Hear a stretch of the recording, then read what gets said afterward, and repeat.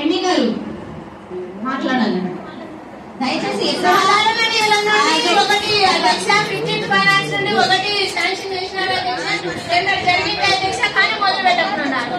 ఈ 3-4 మా పీరియడ్ అయిపోతుంది అధ్యక్ష. మా ఇంకా ఎప్పుడు జరుగుతాయి కదా అధ్యక్ష? సభకు నమస్కారం అధ్యక్ష. 4.5 years కంప్లీట్ అయిపోయింది అధ్యక్ష. ఇంతవరకు నా వార్డులో మున్సిపాలిటీ తరఫున ₹1 ఖర్చు చేయలేదు అధ్యక్ష. నేను కూడా రాబోయే కొద్ది రోజులలోనే ప్రజలలోకి వెళ్లాల్సిన పరిస్థితి వస్తుంది అధ్యక్ష. నేను ప్రజలకు ఏ సమాధానం చెప్పాలి అధ్యక్ష? ఏబిఎన్ చర్చి దగ్గర రోడ్డు ఏమని నేను అడగని రోజు ఉండదు అధ్యక్ష. గౌరవ మినిస్టర్ గారి దృష్టికి కూడా తీసుకెళ్లడం జరిగింది అధ్యక్ష. అక్కడ శంకుస్థాపన టెంకాయ కూడా కొట్టారు. మన కమిషనర్ గారు కూడా వచ్చారు అధ్యక్ష. కానీ ఇప్పటి వరకు నాకు రోడ్ అయితే కంప్లీట్ కాలేదు. ఒక కాలువ కానీ ఒక రోడ్డు కానీ కంప్లీట్ కాలేదు.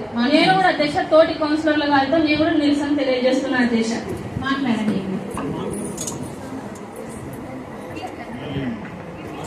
అధ్యక్ష పైప్ లైన్ కూడా పెట్టాము అధ్యక్ష. నీళ్లు వాసన వస్తున్నాయి. ఆ పైప్ లైన్ పూర్తి చేయలేదు.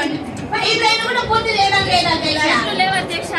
పైప్ లైన్ ఏదో వేసినామని వేసామని ఒక వడ సమాధానం వేసినారు. దయచేసి మీ సీట్లలో కూర్చోండి.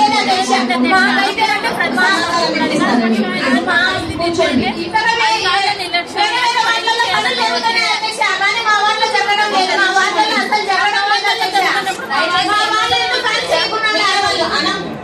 మా వాళ్ళలో పనులు ఒకసారి మాట్లాడి మాకైతే మీరు అడిగారు సమాధానం చెప్పించాల్సిన అవసరం లేదు. ప్లీజ్ దయచేసి ఎంపీ గారితో మాట్లాడిస్తాను. మీరు దయచేసి లేవండి. ఎంపీ గారు మీకు ఏమన్నా ఈ వార్డులలోనే ఒక నిమిషం అండి మాట్లాడి. అవునండి నేను కొన్ని వాళ్ళకన్నా 10 లక్షల 20 లక్షల ఏదో ఒక వర్గంగా జరిగింది.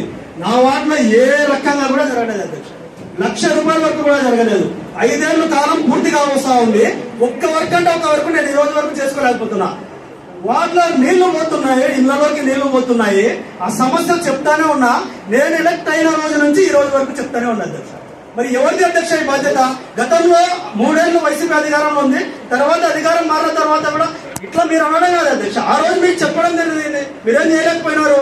మీ దగ్గర అన్ని అధికారాలు ఉన్నా అన్ని ఉన్నా కూడా మీరేం చేయలేకపోయినారు. ఈ రోజు కూడా అదే పరిస్థితి ఉంది. మీరు చేస్తున్నప్పుడు ఒక్కొక్క వార్డులో 4-5 కోట్ల వరకు కూడా ఈ రోజు పని జరిగినాయి. ఎన్జిఓస్ కాలనీ కావచ్చు, యువక కాలనీ కావచ్చు, అక్కడ 4 కోట్లు 5 కోట్ల వరకు కూడా పనులు జరగడం జరిగింది. ఇంకోటి 28వ వార్డులు జరిగినాయి. ఇట్లా ప్రతి వార్డులో పని జరగడం జరిగింది. మా వార్డుకు వచ్చే లోపల ₹1,00,000 కూడా నా వార్డులో జరగలేదు. ఎందుకు ఇది వివక్ష అంటారా? ఏమన్నా మరి లేకపోతే ఏం చేద్దా?